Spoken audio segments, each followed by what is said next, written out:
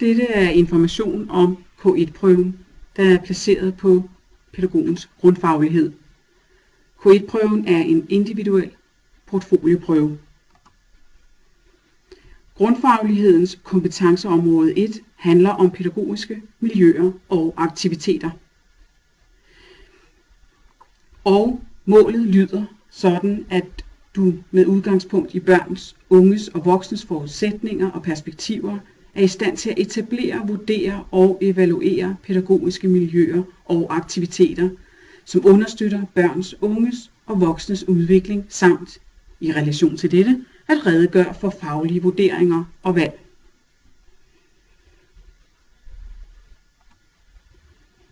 Kompetenceområdet har en række videns- og færdighedsmål, som du kan se her i dette skema. Til venstre har vi vidensmålene, og til højre færdighedsmålene. Og her handler det om, at du som studerende, når du skal udfærdige din præsentationsportfolie, beslutter dig for, hvilke videns- og færdighedsmål du vil arbejde med.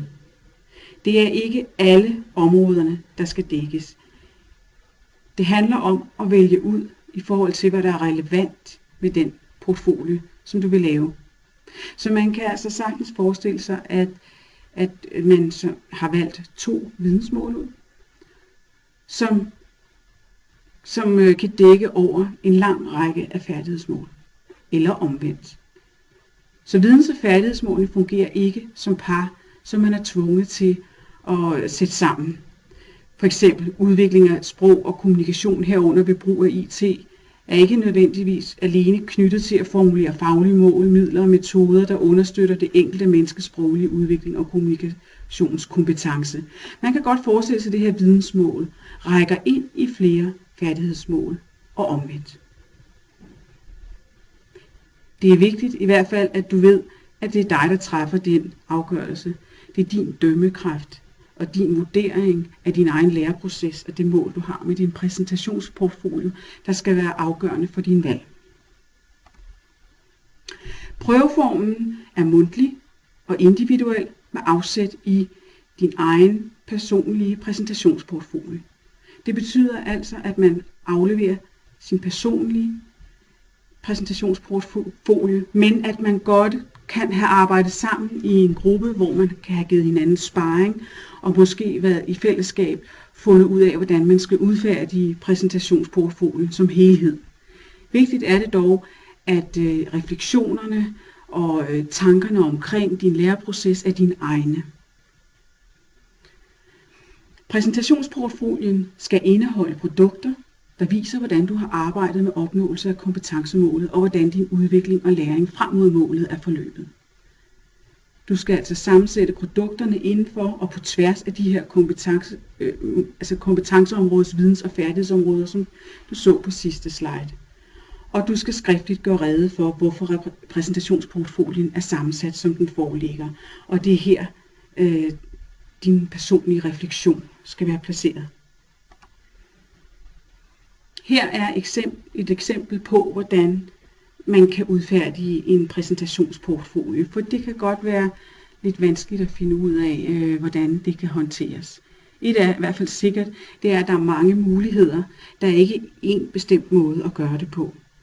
Og vigtigt er det også, at du ved, at det handler ikke om at skrive en klassisk opgave med en problemformulering, metodeafsnit og en analyserende del og en konkluderende del, som I er trænet i her på uddannelsen. Her kan du gå ind på Mia Jakobsgaards præsentationsportfolio og så se, hvordan hun har grebet sagen an i en præsipræsentation. Og nederst er der 2 links til en præsentation af, hvad portfoliearbejde er for en størrelse, og en videopræsentation. Eksamensgrundlaget er altså en individuel præsentationsportfolio, der maks må fylde 24.000 anslag inklusiv mellemrum, altså svarende til 10 normalsider. Og der kan du godt høre, her lyder det som om, at det er en klassisk opgave, man skal skrive, men det er det ikke. Det er bare tekstomfanget, der ikke må overskride 24.000 anslag. Og hvis du bemærker, så er der faktisk ikke nogen nedre grænse for, hvor lidt man må skrive. Selvfølgelig kan man godt skrive for lidt, så der simpelthen ikke er nok at vurdere ud fra.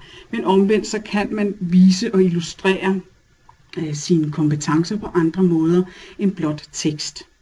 Det er vigtigt at holde fast i. Derudover så kan du vedhæfte bilagsmateriale på maks 2 siders tekst, maks 5 minutters film og maks 5 PowerPoint slides. Og her er du også fri til at dele de 5 minutters film op i mindre filmenheder, hvis du synes, det er nødvendigt. Bedømmelsesgrundlaget er altså den individuelle mundtlige præstation og den individuelle præsentationsportfolio. Og tidsrammen er, at du som studerende har 5 minutter til at præsentere din portfolio, og så er der 15 minutter til diskussion. Og så bliver du vurderet efter 7-trinsskalaen. Til selve prøven skal du medbringe en disposition for prøven. Dispositionen skal udleveres og vises til eksaminator og censor. Præsentationsportfolien skal medbringes digitalt eller i papirform. For selvom man har afleveret et digitalt link, eller man har afleveret opgaven som pdf, så skal man have den med til eksaminationen alligevel. Og derudover så har du altså mulighed for også at medbringe dine egne notater og genstandsartefakter, for eksempel som plancher, eller det kan være, at man har nogle andre ting, eller klip, eller noget, man gerne vil vise. Men det er vigtigt, at det er noget, der fremmer eksaminationen. Og her er nogle eksempler på læringsprodukter. Du kan indsætte eksempler på læringsprodukter fra kompetenceområde 1 i din præsentationsportfolio. Og du kan også medbringe andre eksempler til eksaminationen.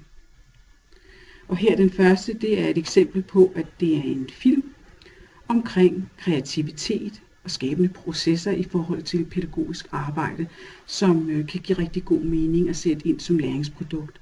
Og her et andet eksempel på et feltstudie, som har været en opgave i køns, seksualitet og mangfoldighed, som også kan være et spændende produkt at tage med. Læringsprodukterne, som du kan anvende, er som hovedregel noget, som du har haft mulighed for at tilegne dig i undervisningen på pædagogisk grundfaglighed.